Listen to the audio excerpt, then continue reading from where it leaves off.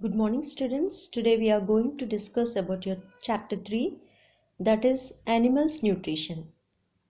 So animals में nutrition कैसे होता है वो हम पढ़ेंगे आज. Holozoic nutrition means the method of intake of food in the form of solid, liquid or any other gaseous organic matter. So हम लोग कैसे खाना को लेते हैं मुंह में एंड उस खाना को अंदर लेने के बाद हमारे इंटरनल ऑर्गन्स जो है डाइजेस्टिव सिस्टम वो क्या क्या करता है, उस प्रोसेस को पूरा प्रोसेस होने के बाद हमको एनर्जी कैसे पाते हैं, वो पूरा प्रोसेस को हम लोग होलोजोइक न्यूट्रिशन बोलते हैं. ये highly developed animals and even single celled animals में भी हम लोग देख सकते हैं. So let's get into the lesson. Nutrition in amoeba. First हम लोग एमीबा के बारे में पढ़ेंगे. Amoeba is a unicellular mean single celled. एक ही सेल रहता है इसमें and irregular in shape. Irregular means उसका शेप कुछ बनावट जो है उसका कुछ आकार नहीं है, but it can change its shape. That means environment वातावरण के अनुसार एंड फूड जहाँ मिलता है उस फूड को प्राप्त करने के लिए एंगल्फ इसको लेने के लिए अंदर ले बॉडी के अंदर लेने के लिए वो अलग अलग पोजीशंस अलग अलग उसका शरीर को बनाती है. तो उस बनावट को हम लोग इरेगुलर दैट मीन्स एक पर्टिकुलर शेप नहीं दे सकते, दैट इज इरेगुलर रहता है वो. And pseudopodia means false and podia means feet. इसका मतलब फॉल्स फीट रहता है, उसका पैर नहीं होते, बट वो खाना को प्राप्त करने के लिए या खाना को लेने के लिए अपने शरीर के अंदर लेने के लिए वो सूडोपोडिया का मदद से वो खाना को लेती है. लाइक इधर मैंने पिक्चर में दिखाया, just like here amoeba is there and food particle बाहर है एंड उसका खाना को अंदर लेने के लिए वो अपने शरीर को जैसे पैर जैसे दोनों पैर आगे बढ़ा रहे, स्किन को शरीर को ही आगे बढ़ा रहे इधर. एंड बीच में न्यूक्लियस है. That nucleus also already I have discussed. That means nucleus contains nucleic acid, DNA RNA genetic material जो है वो उसमें रहता है. एंड फूड पार्टिकल जो है वो धीरे धीरे पैर जैसा पैर जैसा आकार बना के वो that means pseudopodia false feet बना के वो एंगल्फ कर लिया, फूड पार्टिकल को ले लिया अंदर. लेने के बाद ये फूड पार्टिकल जो है वाइट कलर का शो किया मैंने, and this food particle mixes with the gastric juices of cytoplasm में जो what is cytoplasm is already I said that is it is the cell liquid. Cell में एक liquid रहता है, तो उस लिक्विड को हम लोग साइटोप्लाज्म बोलते हैं. तो उस साइटोप्लाज्म में फूड वैक्यूल रहता है एंड फूड वैक्यूल में डाइजेस्टिव एंजाइम्स रहता है. उस डाइजेस्टिव गैस्ट्रिक जूसेस से ये फूड जो है वो डाइजेशन हो जाता है. फिर होने के बाद same thing like humans, digestion होने के बाद एब्जॉर्प्शन होता है, फिर उसके बाद एसिमिलेशन, फिर उसके बाद एजेशन. तो ऐसे सब प्रोसेस होने के बाद एमीबा जो है वो ताकत पाती है एंड फिर वो बढ़ती रहती है, ग्रो होती रहती है. Same in hydra also. Hydra में भी सेम थिंग ऐसे ही होता है, but let's see once. Multicellular means many cells, बहुत सारा सेल से बना है. टेंटिकल्स मीन्स एक हेयर लाइक स्ट्रक्चर्स है, ये बाल जैसे हैं, एक थ्रेड लाइक स्ट्रक्चर्स या हेयर लाइक स्ट्रक्चर्स. ये माउथ जहाँ मुंह है उसके पूरा चारों तरफ बना रहता है. एंड ये टेंटिकल्स जो है वो प्रे को दैट मीन्स उसका इंसेक्ट या उसको खाने का प्रोडक्ट जो है कुछ भी हो, उस खाना को प्राप्त करने को, उसको खाने को लेने के लिए मदद करती है. ये माउथ में लेने के लिए, मुंह तक पहुंचाने के लिए टेंटिकल्स मदद करते हैं. एंड टेंटिकल्स जो है वो स्टिंगिंग एंजाइम्स प्रोड्यूस करते हैं. स्टिंगिंग मीन्स जैसे कोई इंसेक्ट को या किसी खाना को खींचने का एंजाइम्स, दैट मीन्स खींचने का जो ट्रैप करने का एंजाइम्स प्रोड्यूस करती है, तो उसके मदद से वो खींच लेते हैं खाना को मुंह तक. तो उसके मदद से मुंह तक पहुंचाते हैं। फिर मुंह तक पहुंचने के बाद फिर उसके फूड वैक्यूल में पहुंचेगा अंदर पेट में, जो मैंने दिखाया फूड इधर है। एंड गैस्ट्रोवैस्कुलर कैविटी भी है इधर। इस गैस्ट्रोवैस्कुलर कैविटी में गैस्ट्रिक जूसेस रहता है, एंड उस गैस्ट्रिक जूसेस के मदद से वो अपना खाना को डाइजेस्ट करते हैं, पचाते हैं। एंड उसके बाद अब्जॉर्प्शन होता है, फिर खाना को जो ताकत है वो अब्जॉर्ब हो जाता है, तो वेस्ट मटेरियल जो है वो एजेशन हो जाता है बाहर, मतलब वेस्ट प्रोडक्ट जो है वो बाहर चला जाता है। Now next, nutrition in humans. तो ह्यूमंस मतलब हमारे बॉडी में कैसे होता है nutrition. First, the food ingested through the mouth and goes through the alimentary canal or digestive system. हमारा बॉडी में पहले हम लोग मुंह से, that means माउथ से लेते हैं, फिर उसके बाद alimentary canal, that is digestive tract में चला जाएगा। And let's get into step by step, एक एक स्टेप पढ़ेंगे हम लोग। इंजेशन, फर्स्ट हमारा इंजेशन होता है। What is ingestion? Ingestion means through mouth और बकल कैविटी। माउथ को बकल कैविटी भी बोल सकते हैं। माउथ और बकल कैविटी में मिक्स होता है खाना, मिक्स हो जाता है। एक्चुअली हम लोग थ्रू माउथ से हम लोग खाना लेते हैं, उस प्रोसेस को इंजेशन बोलते हैं। एंड माउथ में जब खाना जाने के बाद टंग, जीभ के मदद से टेस्ट करते हैं हम लोग, टेस्ट बड्स के हेल्प से। एंड टेस्ट पाने के बाद फिर वो खाना जो है सलाइवा से, जो लार होते हैं हमारे टंग के अंदर सलाइवरी ग्लैंड होता है, उस सलाइवरी ग्लैंड से सलाइवा आ जाता है।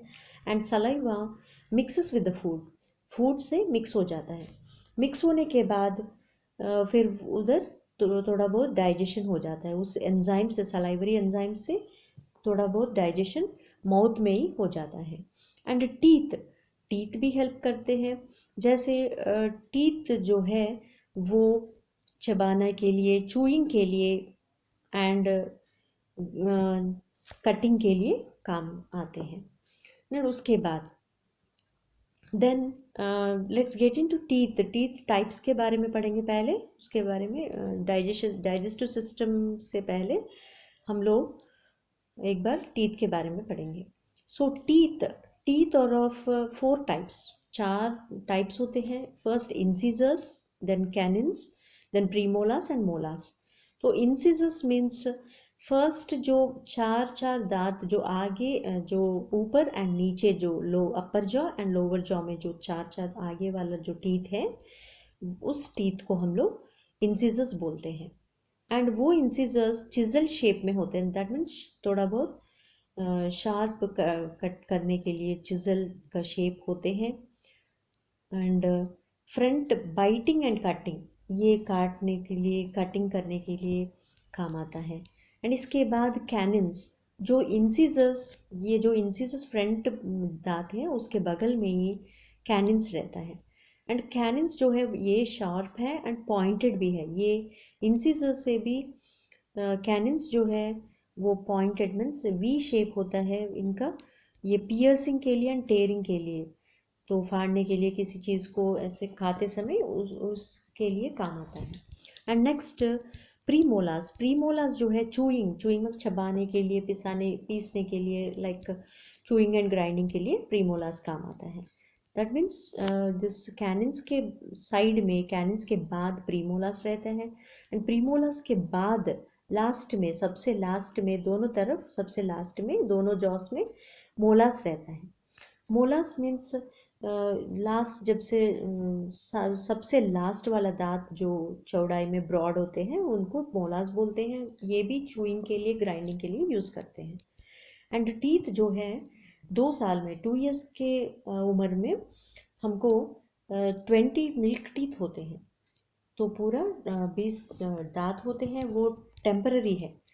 वो मिल्क टीथ जो है 12 साल तक पूरा निकल जाते हैं, मतलब टूट जाते हैं।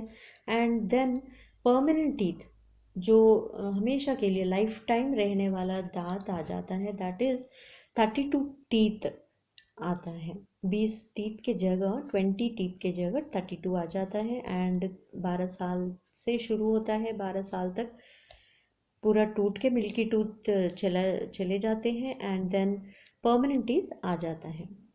फिर वो लाइफ टाइम के लिए रह जाता है। देन उसके बाद हम लोग इंजेक्शन हो गया माउथ में, खाना जो कैसे डाइजेशन होता है वो पढ़ लिया हम लोग। Now second step is digestion. So digestion में क्या क्या होता है? Second step digestion is done with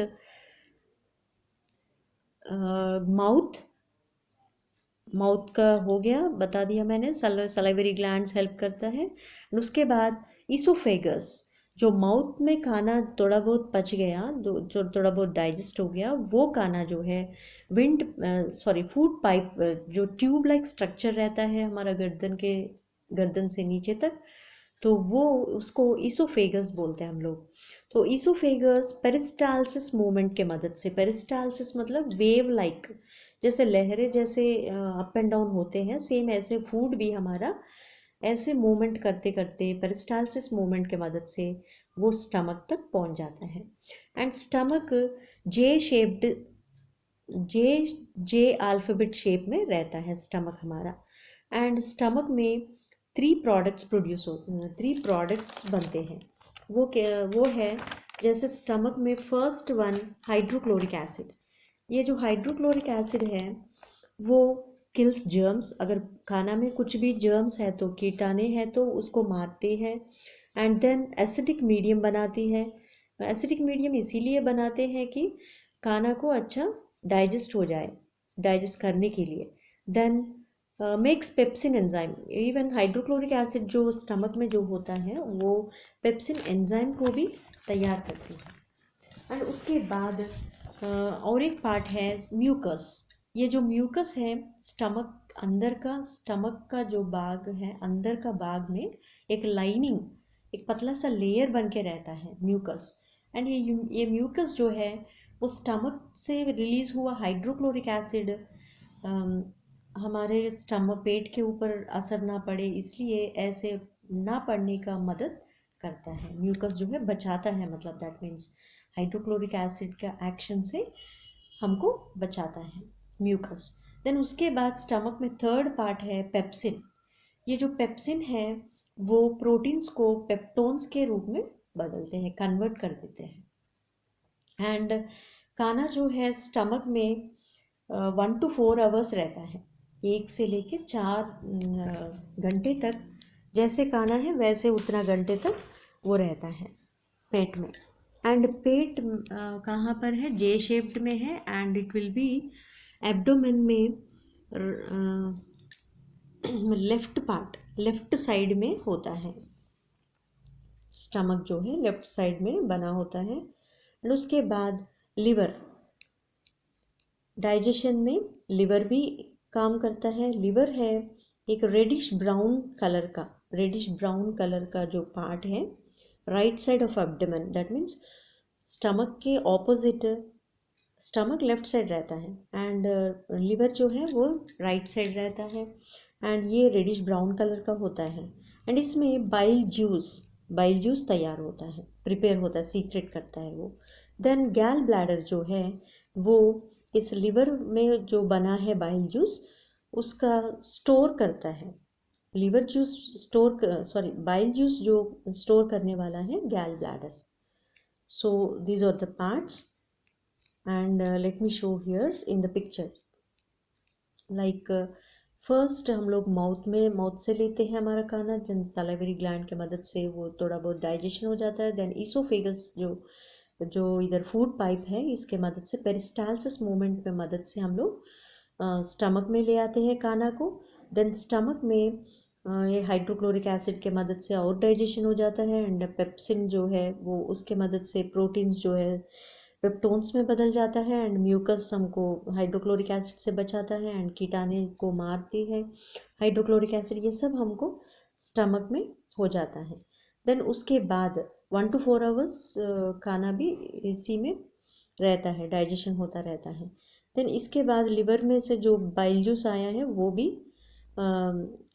वो भी हमको डाइजेशन में काम आता है। एंड जो बचा हुआ बाइल जूस जो है वो गैल ब्लैडर में स्टोर होता है।